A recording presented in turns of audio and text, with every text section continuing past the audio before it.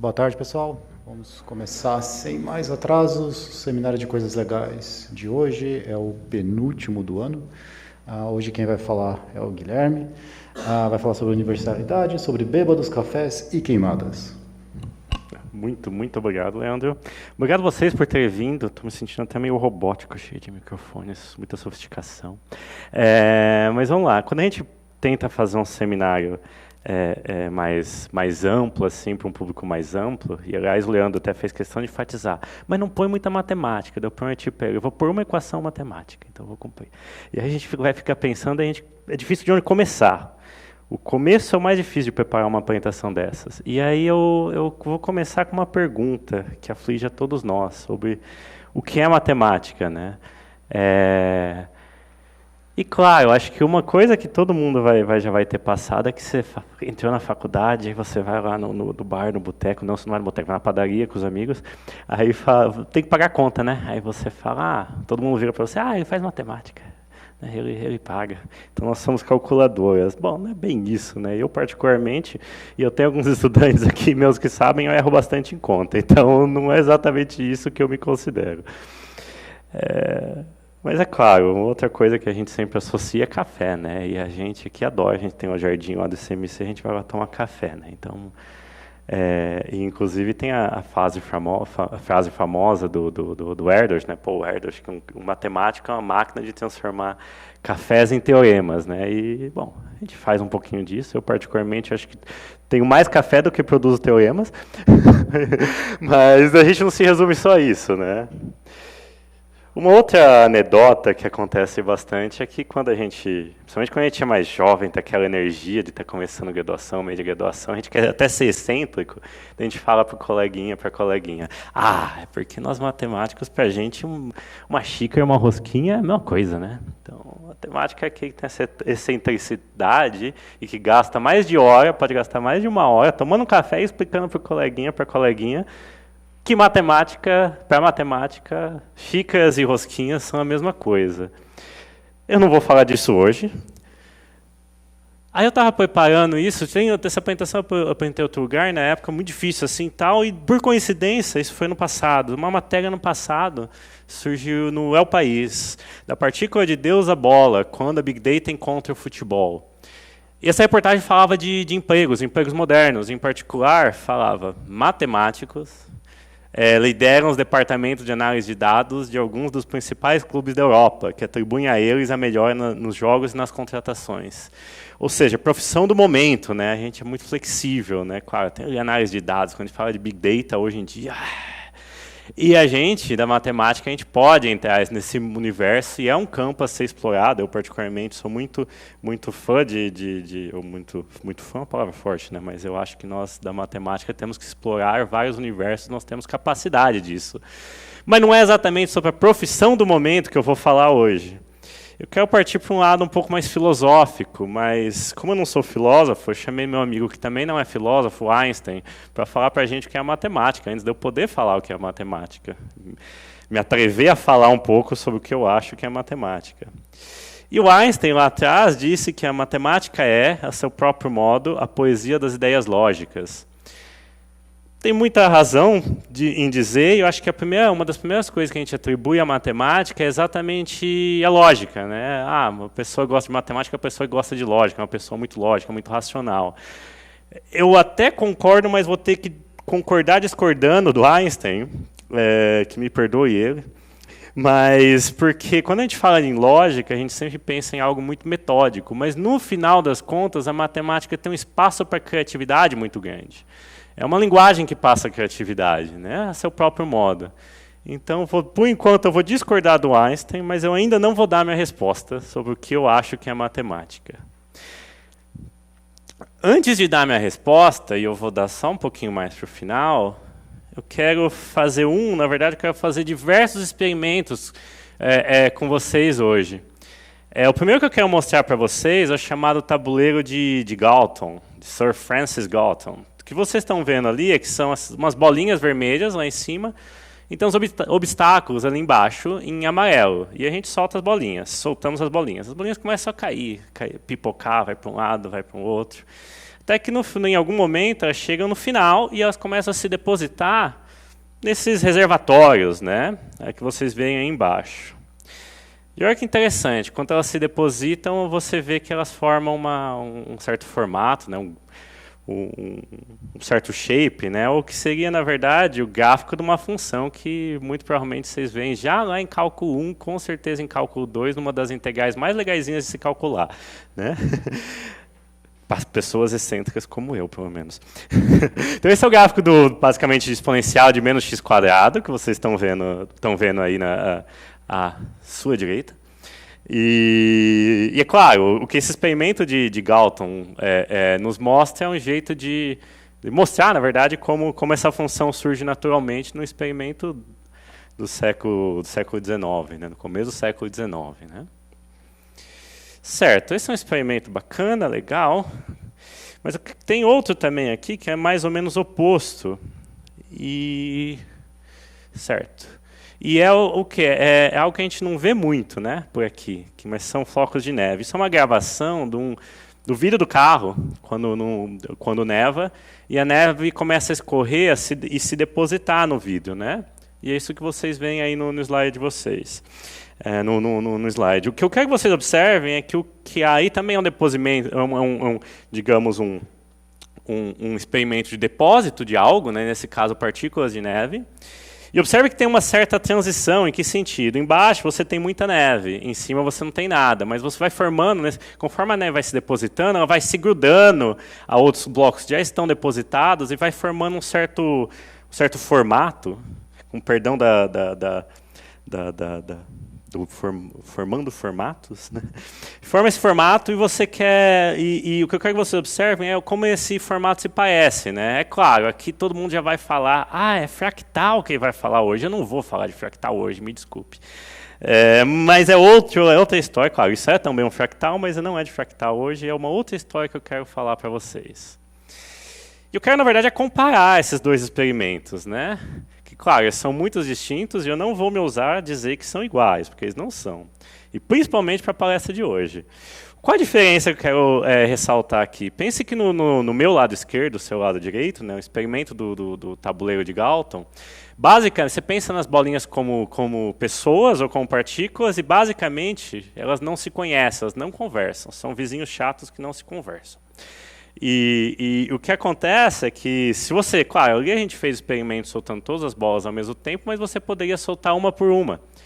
E o efeito seria basicamente o mesmo, o resultado seria o mesmo no final, basicamente. Né? Então, se você solta uma por uma, é o mesmo resultado, e quando você solta uma por uma, a primeira não influencia no resultado da segunda, que não influencia no resultado da terceira, assim sucessivamente. Elas não se conhecem. Né? Mas aí tem vizinhos legais, que se conhecem bastante. Né? E é o caso dos flocos de neve. Conforme a neve vai caindo, ela se encontra com o vizinho e começa a bater um papo. Né? Ela começa a cair meio grudadinha. Né? E isso é o que a gente chama, em matemática, digamos, de independência no caso das bolas, elas não se conhecem, ou de correlação no caso dos flocos de neve, onde, nesse caso, os flocos próximos, eles compartilham informação, eles se comunicam, né? Então você tem uma interação entre eles, né? E é sobre isso que eu quero falar, né? Sobre independência, ou mais que isso, na verdade eu quero falar sobre correlação hoje, né? E isso traz o título inicial da palestra, né? Universalidade. O que acontece, essa mensagem que eu quero passar para vocês de um ponto de vista mais matemático, não tão filosófico, é que diversos sistemas como, por exemplo, o floco de neve e diversos outros que a gente vai passear um pouco hoje, eles são, a princípio, muito distintos. Mas, com um olhar excêntrico matemático, a gente pode vê-los como sendo iguais. Certo? E, é claro, no caso de independência, a gente fala disso muito, principalmente no primeiro curso de probabilidade, a gente sempre fala de independência, teorema central do limite, que é aquela figurinha à sua direita, à minha esquerda, que vocês veem por aí. Né? Mas não para hoje. Hoje a gente quer falar de uma história parecida, mas em sistemas correlatos. Ou paralela. Certo. Então vamos começar com outro experimento. O que você lá, à esquerda de vocês, né?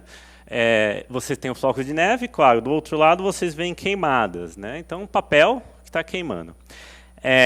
Imagina esse papel, conforme vai queimando, essa faixa preta, imagine como uma superfície de crescimento, crescendo para baixo, mas uma superfície de crescimento, né? Você imagina que então tem um certo desenho, um certo gráfico de uma função, que está crescendo para baixo, né? Evoluindo. É claro, se você queima o papel, você não pode predizer com exatidão o que vai acontecer digamos, nessa dança da superfície crescendo. Equação do calor, se você já viu, vai te dar uma predição, vai te dar uma modelagem disso, mas na prática, a equação do calor vai te dar uma média do que vai acontecer se você repetir 557 milhões de vezes o mesmo experimento, né? Quando você vai medir mesmo na vida real, tem muita interferência. O que você obtém é algo que, na verdade, é aleatório. Então, o papel vai queimando e vai, digamos, se decompondo e vai gerando essa superfície de crescimento, né? E pense aqui novamente que se eu tenho muito fogo do meu lado, eu tenho uma tendência maior de queimar eu mesmo, né? Correlação. Então, esse é um experimento que eu quero que vocês olhem. E, claro, esse experimento, infelizmente, está em alta, né? Aqui a gente pode fazer com papel, mas podemos pensar nas florestas, né? Certo, esse é um experimento. Ainda não falei para vocês, nem vou falar por enquanto o que ele tem a ver matematicamente com os flocos de neve, mas em breve. Um outro experimento que eu quero conversar com vocês é sobre café. A gente adora café, né? Eu adoro café, pelo menos. O que vocês estão vendo aí é uma figura que talvez vocês já tenham visto várias vezes, que é borra de café num papel, por exemplo, né? Então, caiu lá, pingou café, o líquido seca, mas fica borra e forma algum desenhinho bonitinho. É fractal. Não é fractal hoje. Certo. E, claro, quando a gente gosta muito de café, físicos também gostam muito de café, daí eles foram para o laboratório e começaram a fazer um experimento, né? E esse experimento foi feito na University of Pennsylvania, acho que foi 2001, 99, 2001, coisa de 15 a 20 anos atrás. Então, fizeram isso eles têm, inclusive, disponíveis os vídeos e fizeram isso lá em laboratório, né? Mediram esse efeito que eles chamam de Coffee Ring Effect. E, basicamente, o que eles explicaram é que acontece que você tem um café, o líquido vai evaporando, conforme ele evapora, vai depositando mais partículas e vai formando esse anel de café, né? Coffee Ring, né? E, novamente, veja isso como um processo de crescimento, porque você pensa que ele está crescendo, esse border, esse círculo está crescendo para dentro, digamos, né? Uma superfície de crescimento que ela gera, que é esse anel, esse formato que ela gera, né? Apesar de ser muito rápido. Quando é muito rápido, a gente dá um zoom, né? Então, olha o zoom. Essa imagem é basicamente a mesma, mas numa escala muito menor, quando você só olha para uma bordinha do crescimento.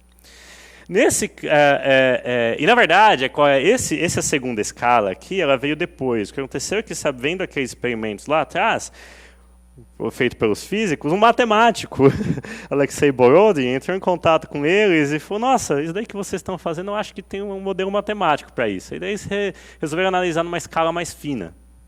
De certa forma, esse experimento matemático que eu vou contar para vocês até o final. Esse modelo matemático. E se vocês olharem agora nessa nova animação, então é a mesma do anterior, mas ela está com um zoom. E vocês veem novamente essa superfície aí, até mais claramente, uma superfície de crescimento, né? Mas tem uma coisa curiosa, porque eles fizeram isso com grãos redondos, aquela primeira figura, e fizeram com grãos ovalados. Não me pergunte como eles moem café de forma ovalada ou de forma redonda. Eu não faço a menor ideia, mas eles fizeram. Tem até um intermediário, eu só coloquei 2. Mas veja como já são distintos esses experimentos. Esse segundo já não lembra algo para vocês? O floco de neve. O que acontece é que nesse primeiro, por serem ovaladas, é quase que um efeito de independência. As partículas não conversam muito uma com as outras, as partículas de café. Já no seu lado direito, as partículas já começam a se conversar mais por serem ovaladas. E como eu falei, tem até um regime intermediário que eles fizeram, que é ovalado, mas só um pouquinho, né? Certo. Não falei ainda para vocês o que na verdade, matematicamente, tem igual com a neve. Ainda não vou falar, só daqui a pouco. Antes de falar daqui, eu quero passar por mais dessas bobeirinhas que vai ter tudo a ver com aquilo que eu tenho falado até o momento, que é, no caso, um bêbado. Né? Então, o nosso bêbado está bebendo cerveja, não, está bebendo Guaraná, e aí ele vai voltar para casa. Imagina que para voltar para casa ele anda em linha reta, certo? Mas como ele é bêbado, ele vai andar meio que assim, né? O Guaraná dele estava muito, muito açucarado. E como a gente pode, digamos, modelar isso matematicamente? Imagina que quando ele decide dar um passo, ao invés de dar um passo, ele pode ir, ao invés de reta, ele pode ir ou para um lado ou para o outro, para cima e para baixo, para a visualização. Né? Matematicamente, claro, ele não sabe muito bem para que lado ele vai, ele não sabe o que ele está fazendo. Então, matematicamente, o que a gente faz para modelar isso? Joga uma moeda. Então, joga uma moeda, digamos, deu cara, então, por ter sido cara, quer dizer que o bêbado vai para um dos lados, digamos, direito, ou vai para baixo, certo? Próximo passo que ele vai dar, ele vai fazer a mesma coisa, ele vai jogar uma moeda e decidir para onde ele vai. Né? Então, jogou a moedinha, digamos, deu coroa agora, então ele vai para o outro lado. E segue repetindo esse processo. Joga a moeda e vai andando para cima, para baixo, para cima, para baixo, para baixo, para baixo, para cima. Né? E isso... então ele vai fazendo esse movimento errático, que aí você que gosta de matemática já identificou o gráfico de uma função. Né? Claro. Mas aí ia ficar muito demorado se eu fizesse todo esse experimento um por um. Então eu fiz aí mais acelerado. Né? O que vocês estão vendo aí, eu rescalei e fiz no intervalo de 0 a 1, então eu falei que o meu amiguinho do Guaraná, ele começou lá em 0 e começou a andar, né? Com pedaços, com passinhos bem, bem pequenininhos, né? E você vê esse gráfico, né? Você já viu esse gráfico antes? Alguma vez? Sim, não? Nunca? Talvez? Eu acho que vocês já viram esse gráfico. Esse daqui, ó. Esse daqui vocês já viram, né? Aham. Esse daqui é de ontem, é o valor da cotação do dólar de ontem. Não por acidente, eles são muito parecidos. Na verdade, de primeira grandeza, o gráfico, a brincadeira que eu fiz do bêbado, modela, por exemplo, bolsa de valores. É claro, eu nunca apostaria meu próprio dinheiro só baseado nisso, esse é um modelo muito simplificado. Mas, de primeira grandeza, esse é, digamos, um objeto principal, primário, que se estuda quando se quer fazer análise estocástica, por exemplo, de bolsa de valores. Isso que eu acabei de produzir é o que chamam de passeio aleatório, no limite, quando o pedacinho passa ficando bem pequenininho, de Brown Motion, movimento browniano. Enfim, essa historinha com um bêbado, mas você pode fazer isso com mais bêbados. Então eu falei para o meu computador, vamos fazer com mais bêbados. E o que acontece, você está com seus coleguinhas voltando para casa e imagina que vocês estão tudo andando em linha. Então em algum momento vocês batem um no outro, então a ordem se mantém. Quem começou no meio, continua no meio.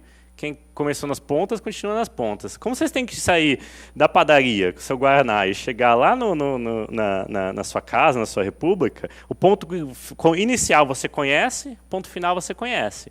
Mas no meio, de repente, alguns começam a ir mais para a esquerda, vão ficando até um pouquinho mais de flexibilidade, então eles abrem um pouquinho e, de repente, eles voltam a fechar lá na frente. Né? E aí você cria esse desenho que vocês estão vendo. Aí, se eu não me engano, eu fiz com 20. 1, 2, 3, 20. Contei rapidinho. São 20 que tem aí. E, claro, você pode fazer com 20, com 50, com 100, com 1 milhão. E o que você vai notar é que quando você começa a fazer com mais e mais pessoinhas, mais e mais coleguinhas, eles vão formar um que a gente chama de limiting shape. Um formato limite. Que é essa elipse, ou como chamam, e isso é oficial na literatura, melancia. Então forma essa melancia. Então você sabe que quanto mais e mais partículas, mais e mais bêbados, você faz esse processo de começar em um ponto, terminar em outro, e ficar só se chocando, mas não se cruzar, eles preenchem essa elipse que vocês veem, certo? Mas a gente está falando sempre de processo de crescimento e correlações. Onde está o processo de crescimento? A gente olha para uma bordinha e a gente dá um zoom. Né? E o que a gente quer medir aqui, assim como lá a gente media mais ou menos nos outros experimentos, por exemplo, do fogo, equação do calor te dá mais ou menos o que está acontecendo com o seu crescimento. Mas você quer, na verdade, medir os erros que você está tendo do que a equação de calor te dá. Né? Então aqui a gente faz a mesma coisa. Tipicamente, você está você está dentro da elipse, mas você quer medir o quanto você está fora de um ponto de vista estatístico. Né? E essa medição que você vai fazer, isso te dá uma interpretação de processo de crescimento E exatamente nessa medida, essa medida do quão longe você está da melancia, do bordo da melancia, ou quão perto, é a medida que coincide, é onde você vê basicamente o mesmo processo da neve, o mesmo processo do fogo. Certo? Então aqui eles coincidem. Certo. Mas eu ainda não te falei como eles coincidem matematicamente. Isso é no final e aqui vai ser o meu único slide matemático. O que eu quero falar para vocês antes é responder por que você se importa com isso. Bom, tem vários motivos quando a gente é matemático excêntrico, porque é legal. Né? Eu ainda estou nessa fase, ainda sou apaixonado. Mas daí quando a gente vai amadurecendo, a gente tem que entender de um ponto de vista mais, digamos, concreto. Né? E, por exemplo, uma motivação para você tentar entender esses modelos sobre a mesma ótica é que, basicamente, você pode escrever seu laboratório, você pode escolher o seu laboratório. Imagina, por algum motivo, você tem que fazer algum experimento, esse experimento é muito custoso, mas você sabe, por qualquer motivo teórico, que esse experimento, de certa forma, coincide com outro experimento que é muito mais barato. Então, o que você faz? Você faz o seu experimento mais barato, mede o que você quer medir no mais barato, e aí você infere alguma informação sobre aquele que é mais caro, de modo bem concreto. Certo? E eu tenho um que é muito barato, que é o que a gente vai fazer hoje. Eu vou escolher o meu que é bem baratinho, que é sobre cartas. Né? Então, imagina que você tem aí um jogo de cartas, digamos 6 cartas. Você tem um valete de pau, um 3 de ouros, aí você tem mais uma pancada de carta que eu até me perco com naipes e valores e tal. Então, não. Como eu sou matemático, eu prefiro dar ordem nisso. Então, vamos só chamar essas cartas de enumerar. Qualquer uma que você começou, você enumera de 1 a 6. Aqui temos 6, certo? Então, vamos descartar essas. A gente não precisa mais delas. Vamos só olhar para essas. E como eu falei, a gente vai embaralhar. Então, vamos embaralhar. Né? A gente embaralha. Opa. Então, mudou a nossa sequência. Né? O que a gente quer olhar aqui? A gente quer olhar para subsequências crescentes. Então, por exemplo, vamos olhar para aqui para essa sequência de números 3, 5, 6. Comecei ordenado, desordenei, depois então eu embaralhei. Depois que eu fiz isso, eu começo a olhar para essa minha nova sequência, que não está mais ordenada, eu começo a olhar para subsequências crescentes. Por exemplo, aqui eu tenho essa, 3, 5, 6 é uma subsequência crescente, certo? Peguei ela, daí eu vou marcar lá. Então, deixa eu digitar aqui, beleza, marquei. Certo? Aí eu continuo o meu procedimento aqui e digamos que eu escolho uma outra sequência, que essa também é crescente, né? 1, 2, 5, 6, eu vou lá e marquei a minha. Né? Começa a fazer isso várias vezes, com todas as possíveis subsequências crescentes. Vai ter um monte, né? 1, 2 é uma subsequência crescente. 3, 4 é uma subsequência crescente. Eu vou ter um monte, né? Vou ter várias. Então, eu só começo a marcá-las. Né? Então, marco aí uma por uma. Aqui eu marquei algumas, nem marquei todas. Então, uma sequência aqui de 6 cartas vão ter mais subsequências crescentes do que o número de cartas. Né? Vão ter muitas. Né? Certo, então isso é para quando a gente faz com, digamos aqui, 6 cartas. Beleza. Mas qual é a quantidade que eu quero que vocês olhem? Eu quero que vocês olhem, na verdade, para qual é a maior sequência. Então, por exemplo, nesse caso, eu acho que essas são as únicas duas, é 1, 2, 4, 6 e 1, 2, 5, 6. São duas subsequências crescentes de maior comprimento. Comprimento 4. Certo? Então, esse é o resultado que eu quero para o meu experimento. Então, pega uma carta, pega uma sequência de cartas, embaralho, começo a olhar para subsequências crescentes. Pego a que for maior, podem ter várias. Eu marco só o comprimento dela. Certo? Beleza, então vamos fazer isso. Então, deixa eu começar com um baralho maior, né? Aí a gente embaralha. Ixi. Aí deu bagunça. Mas daí eu não vou conseguir, né? Então, como nós somos matemáticos, a gente não se importa em fazer isso uma vez. A gente faz isso tipicamente, né?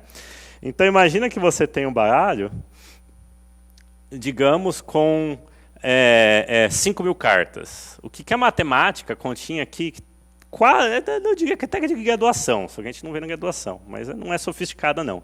O que a matemática vai dizer? Que num baralho de 5.000 cartas, basicamente, a maior subsequência crescente tem comprimento aproximadamente 142, que é 2 raiz de 5.000, que é o tamanho do baralho. Guilherme, então quer dizer que se eu embaralhar 5.000 cartas, fizer isso, eu vou ter uma sequência de comprimento de 142 e essa vai ser maior? Não, eu não falei isso.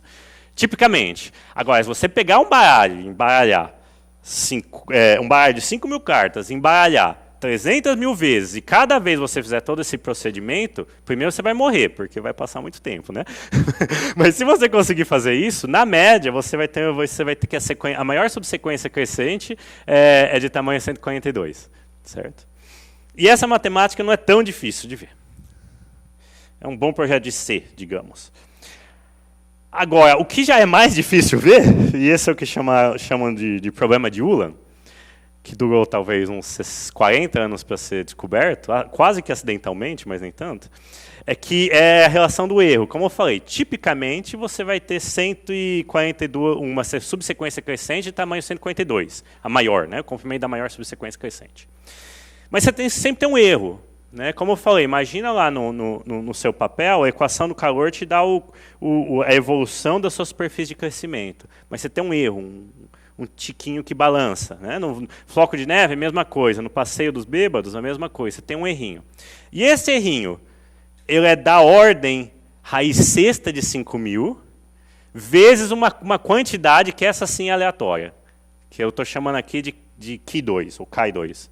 Né? Algum número, algum erro aleatório. Só quis aqui colocar o raiz sexta de 5.000 para exemplificar a ordem desse erro. É da ordem raiz sexta de 5.000 e você tem esse Chi2 aqui que te descreve, certo?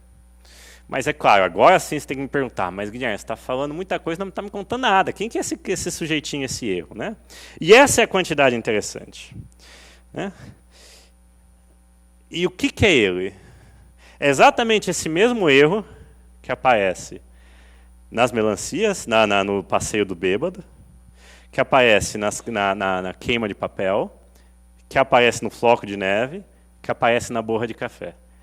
Tipicamente, você consegue descrever, digamos, com uma equação determinística, toda essa superfície de crescimento. Né? Papel, a neve, a borra de café, mas você sempre tem um erro. E esse erro, tipicamente aleatório, é mensurado por esse Chi2. Para quem fez um curso básico de probabilidade, é uma variável aleatória, certo? E para determinar uma variável aleatória, o que eu preciso te dizer é só alguma regra para calcular probabilidades. Né? Essa variável aleatória, essa quantidade, é o que a gente chama de variável aleatória de Tracy-Weedon, ou distribuição de Tracy-Weedon. E esse é meu slide matemático, Leandro. O que é ela? Eu vou contar para você o que ela é. Né? Bom, lá atrás a gente viu que tinha gaussiana e lembra, se você não fez um curso de probabilidade sem problema nenhum. Se você fez, você vai lembrar do teorema central do limite, onde esse gráfico de função aparece numa enormidade de modelos. O que a gente está falando aqui, lembra lá atrás, a gente está lidando com problemas correlacionados, sistemas correlacionados. E o que eu estou te contando é que essa Chi2 aqui, essa distribuição de Tracy-Weedon, ela é universal. Uma vasta gama de modelos de crescimento com correlação. O gráfico digamos, da distribuição gaussiana é esse que você vê na tela. O da distribuição de Tracy-Weedon, e eu agradeço minha estudante de doutorado, Carla, que fez o desenho para mim, é esse que você vê aí na tela. Né? Ah, mas Guilherme, é a mesma coisa. Não é, vou colocar junto. Né? Mas ainda é a mesma coisa. Mas não é. Se você olhar matematicamente, a gaussiana é assim mesmo. O que eu fiz aqui é que eu só plotei a gaussiana junto com a Tracy-Weedon, com a mesma média e variância. Então, eu só bati a média e a variância da gaussiana com a Tracy-Weedon. Elas são quase a mesma coisa. Mas não é. Se você olhar, por exemplo, a cauda, digamos, a velocidade de decaimento. Deixa eu ver se eu consigo assim. Consigo aqui. Se você olhar aqui, aqui, nesse cantinho aqui, a gente pode medir a velocidade de decaimento dessa função, por exemplo. No caso da gaussiana, decai como e de menos x². No caso da Tracy-Weedon, vai cair como e de menos uma constante x a 3 meios. Mas a potência, meia potência ali, colar. Bom, do ponto de vista probabilístico, eles vão falar para você. Bom, mas essa meia potência, quando tem, por exemplo, essa meia potência quer dizer que as probabilidades são muito pequenininhas e muito próximas. Mas quando tem, por exemplo, um terremoto, a chance de ter um terremoto é muito pequena, mas você quer saber com uma precisão muito grande quando ele vai acontecer. Então, essa diferença já não é mais tão pequena assim. Né? Então, essas não são funções iguais, na verdade, elas são muito diferentes. Né? Vou te convencer com uma fórmula como elas são diferentes. No caso da gaussiana, você tem uma fórmula. No caso da Tracy-Weedon, você não tem. Você tem quase fórmula. O que é essa Tracy-Weedon? Então, uma variável aleatória Q2, e aí você tem que terminar pela distribuição. Né? Então, a probabilidade desse seu erro Q2 ser menor que um valor é uma função F2 Como eu calculo esse F2, Guilherme? Me dá uma fórmula, não consigo. Eu consigo te dar uma receita. Qual é essa receita? Você pega o log dessa função, você calcula duas derivadas, e aí essa nova função que eu estou chamando de u, resolve uma equação de segunda ordem, tem o u duas linhas ali, mas é não linear, porque eu tenho u ao cubo. Então, ela até que é simples. Para quem faz análise numérica, é besteirinha, né? Mas, por exemplo, na graduação, dificilmente a gente vê equações não lineares, né? Enfim, o ponto é que ela é diferente da gaussiana, mas ainda assim é universal. Então, de certa forma, ela brilha aos olhos daqueles excêntricos. E ela aparece numa vasta gama de modelos, como eu espero tê-los convencido hoje. Certo. Já caminhando para o final, eu não respondi para vocês o que eu acho que é matemática, mas eu espero agora poder responder, né? A gente tem essa gama de modelos muito grandes. O que eu espero que vocês possam levar para casa é que, mesmo sem fazer muita matemática, mais ou menos no campo de ideias, vocês possam ter entendido que, se você olhar cuidadosamente para esses modelos, coloca, digamos, uma lente de aumento correta, você vai ver as mesmas quantidades. Né? Então, essa é o que a gente chama de universalidade. Modelos distintos têm as mesmas estatísticas, têm as mesmas propriedades. Né? No caso aqui específico desses, como eu espero ter passado a mensagem para vocês, ela é descrita por essa função especial, digamos, que é a distribuição de Tracy-Widom, que pode ser descrita através de uma equação diferencial. Tem outras descrições também, mas essa talvez é a mais simples. Certo, mas o que é matemática? E aqui conectando com a minha palestra. Para mim, matemática é olhar para padrões além daquilo que os nossos olhos veem. Se a gente só olha para a primeira imagem, por exemplo, eu mostrei para vocês o movimento browniano, vocês já viram isso? Ah, não vi. Mas, então, vocês já viram isso daqui? Eu mostrei para vocês as ações na bolsa de valores. Vocês, eu já vi. Né?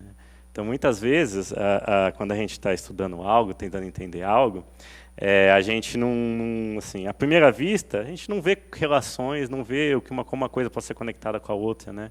Mas a matemática é uma linguagem universal que nos permite ver esses padrões, né? Nos permite entender muitos fenômenos que, a olho nu, a gente nem conseguiria compreender, mas olhando corretamente, a gente, inclusive, consegue identificar que eles são iguais. Certo, e eu vou parar por aqui.